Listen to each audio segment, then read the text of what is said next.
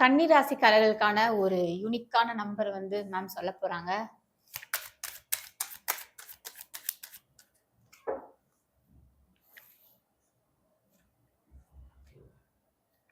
கன்னி ராசி கன்னி லக்னம் ரெண்டாக இருந்தாலும் உங்களுக்கு இருக்கக்கூடிய நம்பர் வந்து 5943. ஓகேங்களா?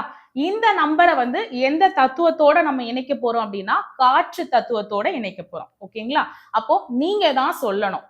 5943 நீங்க சொல்லலாம். அப்படி இல்லைன்னா நீங்க லக்கி சாமா யாராவது ஒரு நபரை வச்சிருப்பீங்க இல்லைங்களா, அவங்க சொல்ல சொல்லி நீங்க அதை காதால 6 தடவை கேட்கலாம்.